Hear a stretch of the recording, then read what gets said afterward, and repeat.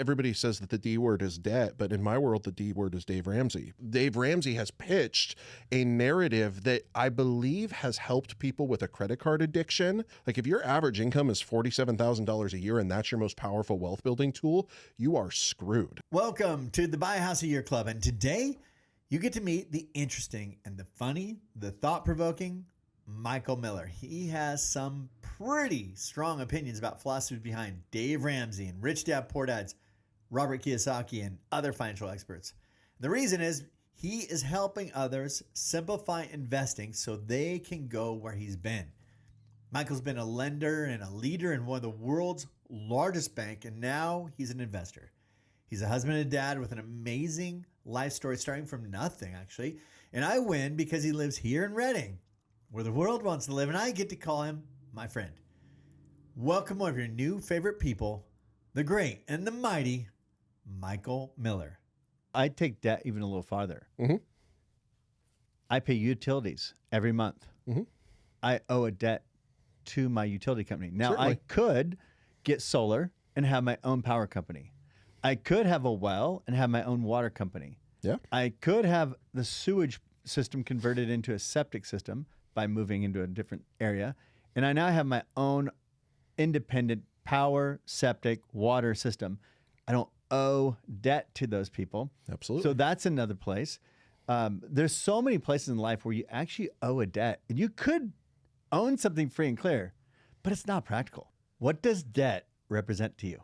Oh, debt represents opportunity to me. Okay, explain it. So, and I know where this is going already because I've gotten some hate and I've gotten some traction about some opinions on varying philosophies that exist today from some of our big, finance guys. But to me, debt represents opportunity, but it also represents danger. And I think that one of the big missed opportunities is that people only learn how to leverage debt through danger, not through opportunity. Right. And that's culturally problematic. But, I tell people all the time, because I get a lot of, because I'm trying to develop this community of financial education and helping people think differently about money and learn what to do with their money. And one of the things that's coming up a lot is these people asking questions. Well, here I'm in all this debt. I've done all these things, and they're totally ashamed. They have regret. And the thing I keep telling people is like, the very first thing you have to do is be kind to yourself. Because the truth is although, yes, you made decisions and you're going to be accountable for those decisions, you didn't get there on your own. Like you are only responsible for what you knew. Right. And nobody taught you to do this any different. Your parents did it this way. Their parents did it this way. Like you are the product of a system that has failed you. And so, yeah, it sucks that you've got $10,000 in credit card debt, but you can't beat yourself up and spiral out over that reality. You've got to get courage. You got to be kind to yourself so that you can get courage to think differently and move it forward. So on the danger side, for me, it's like the good debt, bad debt conversation. Credit card spending is dumb, right? Like credit card debt is dumb. I've had it. Maybe you've had it. Yeah. Like we've all been there. So I was the guy peddling the cards on my college campus. Bro, listen, I'm the banker guy. I made some money doing that. I believe you because I started my career selling them across the desk at Bank of America. So like there's probably people listening right now that are like, you sold me my first credit card. Now I've got $10,000 in debt. Yeah. Like, we've all been there. And so let's just all agree that we've all been dumb and we've all done dumb stuff. And now we're trying to do it different. And if we look at it through that lens, now it's like, I'm not captivated by the shame or the regret. I'm empowered by what's possible. And what's possible is to look at things that have harmed us, like credit cards, through a lens of opportunity. So for debt, for me, I'm a multimillionaire in debt. I've got millions of dollars in debt. But all of that debt is secured by assets. I'm able to purchase appreciating assets at a substantially higher clip by leveraging debt against those assets that ultimately grows my wealth exponentially. Mm-hmm. A very practical example of that is a house, right? I don't have $500,000 cash to go buy a house. In just a traditional purchase of 20% down, my $100,000 allows me with debt as an opportunity to get $500,000 in asset value. Well, and this is why I'm a real estate guy. So I will admit that I have a bent, but this is why I think real estate is the best investment vehicle, because if I took that same $100,000 and put it in the stock market, I get my growth. Let's say the growth is the same. Let's say that it's 5%, right? Like just conservatively. Right. If I get 5% on my money in the stock market, it's on $100,000. Exactly. But if I get 5% on my real estate transaction, that 5% is on $500,000. So the growth potential is so much greater. Right. And the only way I was able to do that was because I learned to leverage debt. Yeah. So that's what I mean when I go debt is an opportunity. And for me, I think the big caveat is that people don't know the difference between assets and liabilities. And that's actually the root. So an asset to me is anything that makes money. A liability is anything that costs me money. I don't use debt to buy liabilities, period. I don't do it. I use debt to buy assets because now my debt, the risk, the danger is protected by the asset that is growing in value. That is how I leverage debt. Everybody says that the D word is debt, but in my world, the D word is Dave Ramsey, because Dave Ramsey has pitched a narrative that I believe has helped people with a credit card addiction, but has limited them from the ability to actually understand. You know, I've heard him say this a million times. You've heard him say it, that the greatest wealth building tool you have is your income. That's just unequivocally false, especially if you're listening to this as the average American earning $47,000 a year. Like if your average income is $47,000 a year and that's your most powerful wealth building tool, you are screwed. Like there is no opportunity. There's no hope. And so, yes, I get that credit cards are dumb. I get the math of it. I do. But the education of taking it beyond, like if you can't figure out how to spend less than you're making, then yeah, we should probably go back to the foundation, right? Yeah. I get that. But we've got to graduate beyond that at some point if we really want to change the financial future for our lives and more importantly for our kids and our grandkids. Robert Kiyosaki, he's talking to a different crowd. I think they actually have the same message, but to two different groups. So for me, I agree with you, first of all. And I take a much more hardline approach when I make my little sound bites, right? Because, you know, it's fun. As a matter of fact, we did one where I made a joke where I was doing a podcast like this and I was like, my favorite thing to do is to quote Dave Ramsey and things he didn't say. Like when times are hard, put it on the card, Dave Ramsey. And the podcast host says, I want everybody to go tag Dave Ramsey right now. And literally like 1,000 people went and tagged Dave Ramsey. You're probably the guy I was yelling at the other day. Probably, I'm sure. I'm sure of it. So, yeah, I agree with it. The fundamental issue, which maybe is not the issue that we need to talk about today, to me, it's philosophical.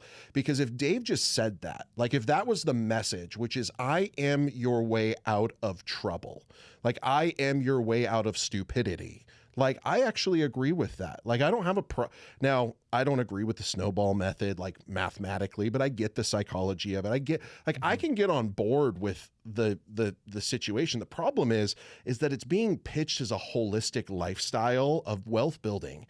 And I know far more people that have gone through the Ramsey solution that are not better off than when they started than I know people that have actually had their lives changed. And I'm not saying that they're not transforming their lives. I'm not saying that like he's not helping people. Obviously he is. Yeah. I just wish that the narrative was a little bit more whole. I honestly wish that Dave and Robert could get together somehow. And Dave's like, actually, they have. A really interesting interview. Yes. Oh, really? I'm not going to pretend to know more than Dave. I just don't agree with the philosophy by and large. And to me, it's not that it doesn't work. The outcome to me is the problem, is that it works too good at keeping people addicted to a paycheck. And if that's what you're interested in, we all need employees. Like employees are not going away. Like people there are going to be employees forever and ever. And if that is who you want to be, then Dave's method is probably really good for you. My audience is, I hope, the audience that wants to think differently about doing money than the way that our parents taught us. That's the difference. And you're right, the Robert Kiyosaki, I mean, it's literally that's the paradigm, right? It's Dave Ramsey or Robert Kiyosaki, right? You know? And so I'm much more, of course, a Kiyosaki person. I imagine you are too. Doesn't mean that we can't win or glean from Dave and his methods, but you know, this guy's got $650 million in paid off real estate. to get to where he's at, obviously, you're going to have to be very, very diligent and a very strong character. Mm-hmm. Now, I don't know if there's that many strong characters. Yeah. To do, like, the negotiate to the level he can negotiate and to think like he negotiates. But the average person, what I noticed is they want to protect their house. Mm-hmm. Okay, fine. Protect your house. Let's buy your first house. You're going to have to rent or buy. Buy a house versus rent. You got so many advantages. Mm-hmm. Now, once you've lived there for a year, buy another one. Mm-hmm. Use the same game that you played with the bank to buy your first one. Now play it again on the second house. Yeah. And now your first house is giving you extra income from rent. Let that start paying this off. If you add 10 of those up, they'll start paying themselves off pretty quick. Yeah. That's the part that I think Robert Kiyosaki would say, great. Even Dave Ramsey would likely say, if you know what you're doing and you have counsel around you, genius. Yeah. I mean, I wish I could believe that was true. I've seen far too many interviews where Dave has Because he works with an audience, I believe, that's they're Alcoholics Anonymous, Yes. but it's Debts Anonymous. For sure. I think that's why. Yeah, and that's a great analogy. Is if we compare, the 7 baby steps to the 12-step alcoholic Yep. problem, sure. But again, you got $650 million paid off real estate. I promise you, he didn't do that by putting cash in envelopes. So there's this part of me that's Right. like, just there's a disconnect. How did you do that? Yeah, and so he's made that money by keeping people in a system that maybe helps them break out of alcoholism or debtism. But again, my hope for people is bigger than that, and that's where I disconnect. If you ever go to his campus, I went to his campus, and the new one, In Franklin? the brand new one. Yeah. Oh man, I walked beautiful. around this like, wow, and just the sayings on the wall, and I was really inspired. But I still have that question: how does the average guy do this? They don't. Yeah, and that's the problem. I don't see that that's going to happen if you're completely debt free. But if you can use the game that the banks are willing to play with you, what's the worst case? This is one of the questions. What's the worst case scenario that happens to you if you default with the bank? They take the asset. Okay. Any children with it? Exactly. That's it. Yeah. Well, the worst case scenario, to be honest, like if we're really honest, for like in my scenario, because I think about worst case scenarios often, Right, like I'm not on Kiyosaki's level, but millions of dollars in debt has a certain amount of stress, which by the way would be a point Dave would make, is the emotional health of being debt free. There is. I am wired for risk. So there is the two of us connect on that level. Yes, we're wired for adventure. I think everybody's is wired for a version of it. But to your point, not everybody has to build $1 billion enterprise. Right. Because there is something that's going to cost in your inner world that is not monetary. And so that has to be considered too. But yeah, I mean, I look at Dave's campus. Fun fact, he leveraged debt for that. So just a little caveat there. He's got a great narrative about it though. So it made sense. And he's since paid them off as far as I understand it. But you're right. I mean, they've created a culture, they've created a narrative, they've created a system, they've created a network. The majority of the money he's making now is off his network of affiliates. You want to buy a home, go to my affiliate or my realtor network. You want to get a mortgage, go to my... They make a nice referral from that. Absolutely. 35%. Oh, is it 35? Yeah, it's a good one. Dang, good for Dave. Yeah. See, I mean, but hey, he's a strong personality. He gets things done. I admire that part. yeah, for sure. But not everybody. So I'm looking at what can everybody do that's pretty simple yeah. that everybody can follow. Well, I like so we were talking earlier about your, house a year club, right? Yep. Buy a house a year club. Buy a house a year club. Like, that's so simple. I actually did a video. It's funny. I did a video a couple of weeks ago on this. Like, you want to become a millionaire in 5 years? Buy a house a year. because it's really that simple. You know, Right. JR coached me before this on not calling it easy. I think simple. I think it's easy, but I understand. Cold plunges to me are easy. Yeah, I can't even get myself to do a cold shower. I tried the Millionaire Habits or Atomic Habits, you know, that whole thing. I'm like, you know what? I decided this is dumb and I want a breakfast burrito. I am not getting in cold water unless it were like some sort of like group challenge like what you guys just did. That'd be fun. But as a habit, not interested. Yeah. But it's simple. It's simple to buy a house a year. I think so. So you're in the lending world coming from the bank. Yeah. Do they want me to buy a house a year? That's an interesting way to phrase that question. Do they want you to buy a house a year? I think so. I mean, I guess I haven't really considered it from that angle. I mean, the bank wants to make money on lending money. So Right. yeah, I mean, ultimately they want to lend money. Now, banks have, you know, framework by which they do this. And that's where I think the difficulty or the work comes in, where you Right. have to learn how to frame up these transactions in a way that a bank will accept. But yeah, if you can fit within their buy box, they'll lend you, they'll lend you a house a year. So you got a willing party from the bank. Yep. And then are sellers out there willing to sell you a house? Of course. Okay. Now you have to be the one willing to buy the house. Mm-hmm. Are there renters out there looking for a house to rent? Oh, especially now. So this game is so set up for us. Mm-hmm. Now, the trick is people don't know what a good buy is. Sure. So they might need some counseling, coaching to know when they got a good one. And admittedly, even as an investor, it is harder today than it was 12 months ago. So, you know, especially in California, right? Mm-hmm. Like, you know, we're often talking about the fact that like you used to be able to get equity and cash flow. Right now, you kind of have to choose on most deals. Like Right. you either get cash flow or you get equity. And it's hard to get both right now. And so that is a bigger challenge. The rate environment has changed. But it's absolutely possible. It's not only possible, it's, I think, necessary at some level to do a version of this. What's really amazing about Redding, we have both equity and cash flow, but you're not expected as an investor to find both of those. Like you said, it's very difficult. The Bay Area, LA, big cities usually look for equity. It's the big spikes in the market and you sell then.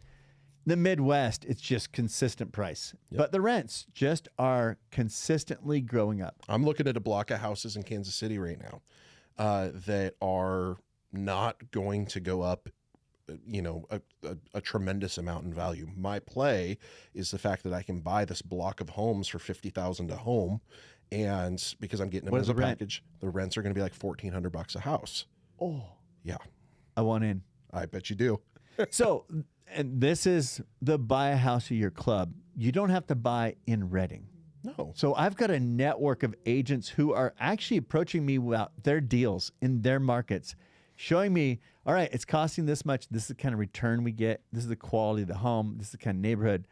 We can refer people to those places and buy a house a year as well.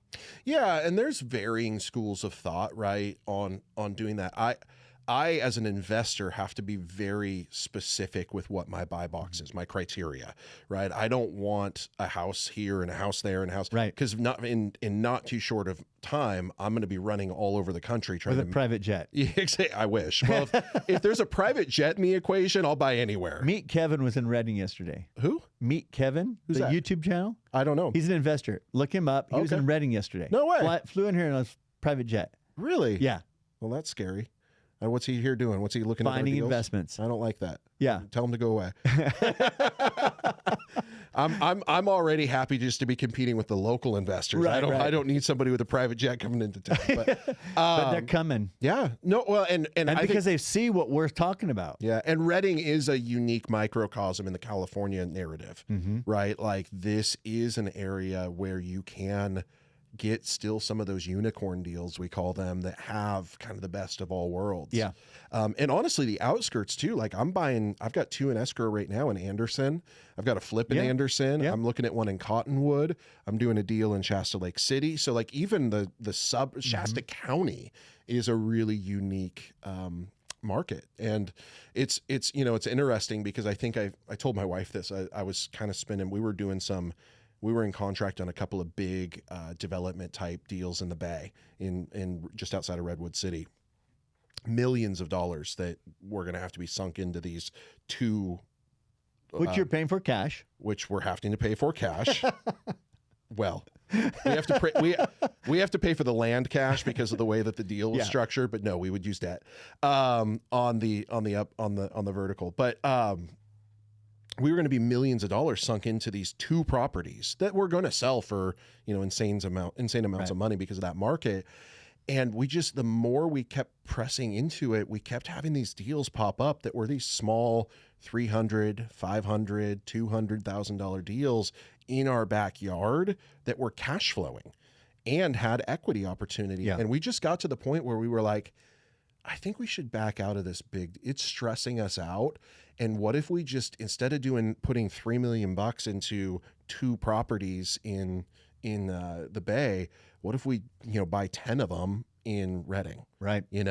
And so that's what we've really started to kind of look. We're still doing building and development, but we're trying to do most of that just for clients now, people that want to build custom homes and things like that. We do that, but that's one of the ways that I'm going. Like I think my mind was conditioned to go to bigger markets, not fully realizing that honestly, the kind of forgotten places is where the money's being made. That's why guys like Meet Kevin are coming here. Yeah. They're doing their analytics and finding out, these little places like Redding are a very nice hotspot. And we are Redding, where the world wants to live. It's true. I believe that wholeheartedly. We are the second sunniest place in the country. Yeah. And I really believe in the future of Redding. We were talking about that earlier. I want to be investing here. I love Redding. Yeah. I genuinely love this place. The community, the nature, the friends, just everything. It's a great place. And it's got a future for it that I think is fun to be a part of. To me, it feels like what it could have been like to be a part of Ben 20 years ago. Right. And that's the example I use all the time. Yep. If you could have bought in Ben 20 years ago, that's like buying here right now. I agree with that. And for those of us that are buying a house a year or more, right? That's the play we're playing, right? Is can we cash flow today for the future? And that's, even on the fix and flip side of the business, right now, flips are pretty tough, right, in general. But even when they were, cranking, I wasn't doing a ton of flips. I wanted to own everything. Right. So that is, to me, it's like the dirt is, we've only got so much of it, right? And I want to own as much as I can. Grant Cardone's big thing is that we're becoming a renter nation. Right. And that what the Fed has done with the interest rates, he's like, I've always known that we were going there. What I didn't realize is that they were going to force us there in 10 years. And that's what he believes, is that we're being forced to become a renter's nation, and that we've got a small window of time to really capture and own property that will change our family's futures. How can you help someone buy a house a year? How can I help them? Yeah. What would be your strategy to help them? Yeah. So, there's a lot of strategies. So the most practical would be the shout out to our Facebook group that we just launched. I launched something this year called Dead Presidents, actually with some coaching from you. You said, hey, you need to be making content. And I'm like, content? I don't know. And here I am sitting making content. Here we are. You made it happen. We launched something called Dead Presidents. Our big slogan is money's not scary. It's just a bunch of dead presidents. And so we're trying to, that's good. We're trying I didn't even know that. That's good. I know. Everybody's like, dead presidents, what's that? And I'm like, it's slang for money. Come on, let's get hip. But it's just our community. And really the basis of it is not just real estate driven. I just happen to be a real estate guy. The basis of it is, the system has failed us and we need to get educated. You don't have a money problem, you have a knowledge problem. You don't have a money crisis, you have a knowledge crisis. And the knowledge is not easy, but it is available. Simple. And simple, as JR would say. And so to me, part of that community is creating a unashamed, safe space where we can talk about all things money. And so we launched, we've got social media and we've been doing the content, and then we launched a private Facebook group that people can join up, and it's free. We're not charging. It's all just value add.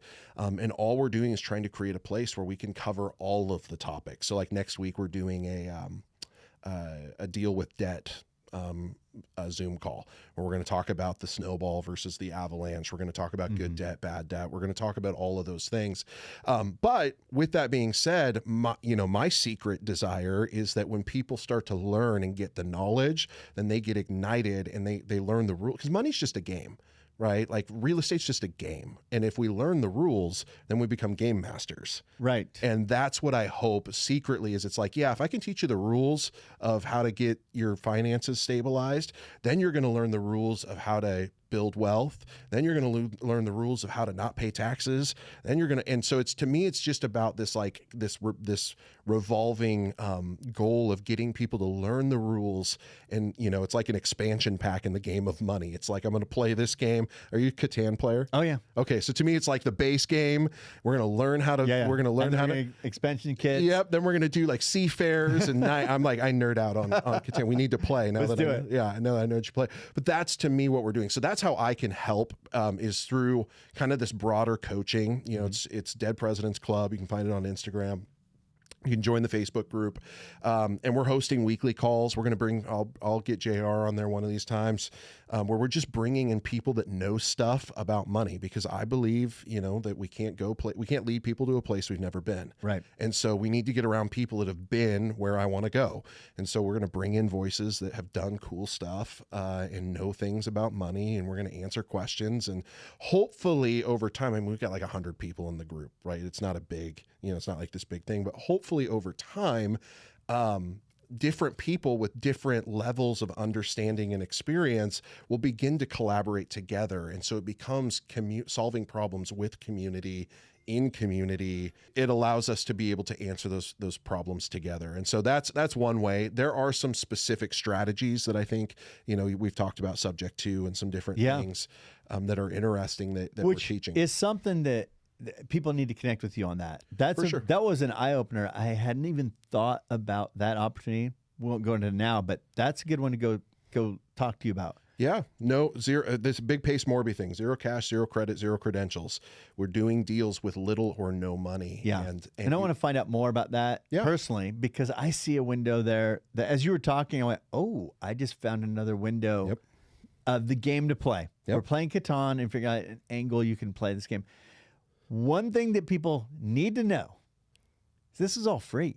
Yeah. We're not talking about people signing up for any club. The club and stuff we're talking about is free. Totally. The barrier to entry to this is your effort, your grit, show up, hard work, solve some problems, and ask God for solutions, and ta-da, you're there. Yeah, and help each other out. Yes. Like that's my big ask. When you sign up, one of the things is I'm going to bring as much value as I take. Yeah. That's ultimately what it comes down to. And if you're listening and you go, I don't have value when it comes to money, you're wrong, because you have experiences, you've had traumas, you've had struggles, you've gone through things that I haven't gone through that uniquely position you to help me in areas that I may encounter. And I think that's the power of doing this in the context of community. What is something that you would love to give away, but nobody comes and takes it? Oh gosh.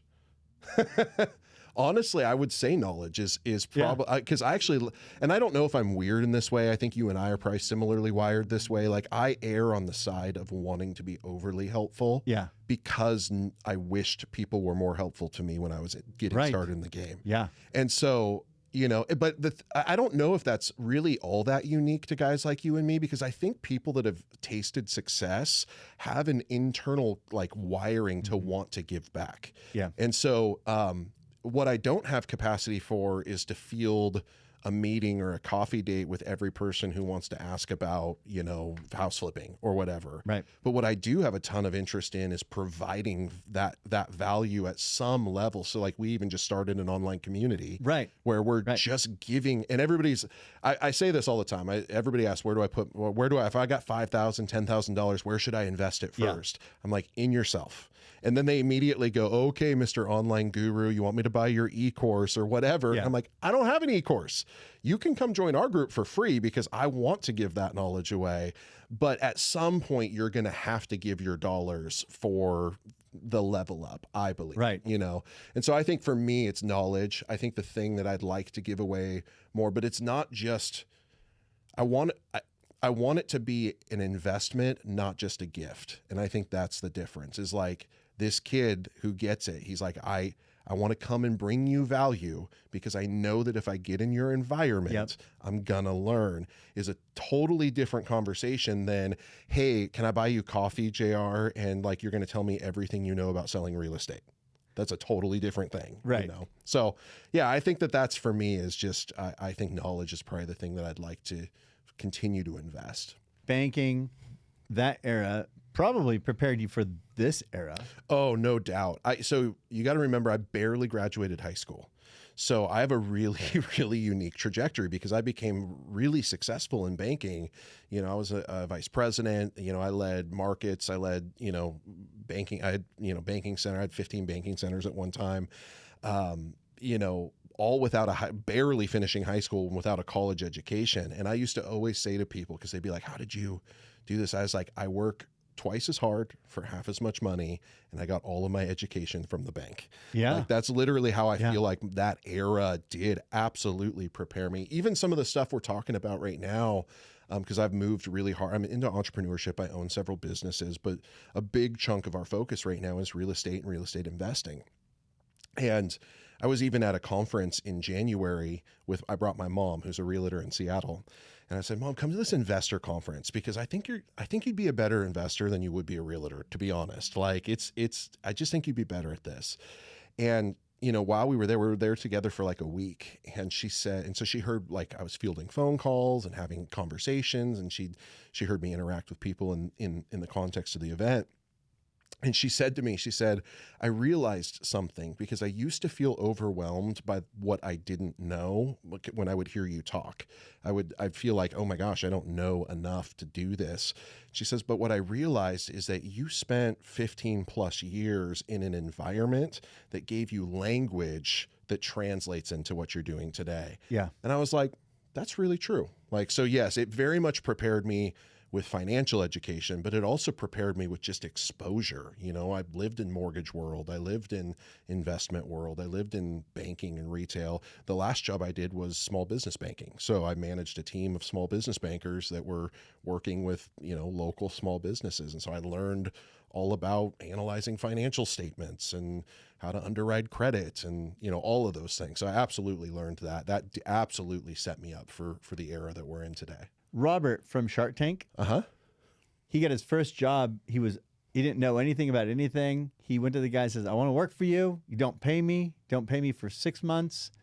I just want to do it. And the guy would not take him. He said, no, I will do everything. And he wouldn't leave. He hired him. Ended up that launched his entire career. I love that. So I love those stories because that's the thing people ask a lot today is it's like, how do I get into the room, let alone learn how to do it? And I always tell people, I didn't know that about Robert, but I love that story because to me, it's like, go find somebody who's doing what you want to do and bring them value. Yeah. Like I had a guy call me or message me on Instagram the other day. He lives in Mount Shasta. And he literally, his message to me was, I'm trying to get into the real estate game. I don't know what I'm doing. I've got a couple of bucks and I'm scared to like make the wrong move. I see what you're doing. Can I come sweep the floors in your flip? Like he knew that I had some flips. And I'm like, that dude's going to make it. Yes. Like that dude's got it figured out because he understood that if he messaged me and was like, come mentor me to be a house flipper or whatever, I don't have capacity for that. But the mindset of bring value, game changer. And that dude's probably going to be a millionaire because he gets it. If you had $100 right now, only $100. Yep. And you need to double it, how would you do it? How would I do it or how would I recommend somebody do it? Okay, I have no advantages. I've got $100. I need to somehow double this. Yeah, so I mean, for me, I'm an entrepreneur. So for me, the obvious thing is I'd figure out how to flip something. So like I'd probably go like on OfferUp and find a free couch and pay to rent a U-Haul to go haul it and clean it up. That's actually the guy who started one of the real estate masterminds I'm a part of. That's how he got his start, was he literally flipped couches. Ryan Pineda. Yeah, okay. Ryan Pineda. Yeah. So I'm in Pineda's Wealthy Investor Group. That's one of my masterminds. And he was making $8,000 a month at the end, flipping couches. Right. Another guy who's, you know, like him or hate him, whatever, but another guy who's kind of famously talked about flipping is Gary Vaynerchuk. Yep. You know, he hits garage sales and his content is aggressive, but it's super interesting, super entertaining. He still hits garage sales and finds like Hot Wheels cars that he gets a whole box of them for $3, gets on eBay, and out of that box inevitably finds one or two of these things that are collectible that sell for $100. Yeah. $3, $100. So if I needed to double down, that's what I would do. We need to talk about these opportunities so our kids go, oh, you mean you can do that? Yeah. Yes, you can. The truth is that the system has failed us educationally. Yeah. Right. And so, you know, the system tells us that, you know, we have to, and the reason why young people are not engaging at the level that you and I engaged in the traditional sense is because they watched our, you know, their parents and their grandparents go through the stereotypical system and get to the end of it and it didn't work for them. And they're like, it didn't work for you. Why am I going to do it this way? You know, so I definitely agree. Like, we've got to start to think differently. We got to have the conversations. We got to train. Like, I'm trying to find creative ways to train my 3-year-old already on how she can learn about money and creation and taking care of herself financially so much differently than the ways that I was taught, you know, because the way you and I were taught was go to school, get a job, work hard, pay off debt, retire someday, hopefully. Like, and it just, for a lot of people, it just didn't work that way. And so we do have to think about it different. How do people connect to you? Now that they've found out who you are and you're accessible, how do they connect with you? Online, Facebook, social media, Instagram, Twitter, TikTok is a new one for me. I'm not a very techie guy, so I couldn't even remember the name TikTok as I was just trying to think of it. But you can follow me. I'm Micheal G. Miller, or you can follow Dead Presidents Club. Either of those two ways you can get connected. Send me a DM. It's me. I just interact with and answering questions. And we're actually fielding, because we're launching a podcast as well pretty soon. And so we're fielding questions in the podcast as well. So you can send in like, hey, I've got this. I had one lady send in like, I'm this age and I got this much money. What do I do? And so we'll talk about it on the podcast. Man, it's awesome. Yeah. Fun. Good times. Thank you so much. Well, this won't be the last time we'll get together. We're going to do some more of it for sure. Well, and we'll do the same. We need to get you over to the Dead Presidents content as well. Yep. Hey, I'm Jerry, your real estate friend, and we'll see you in the next video.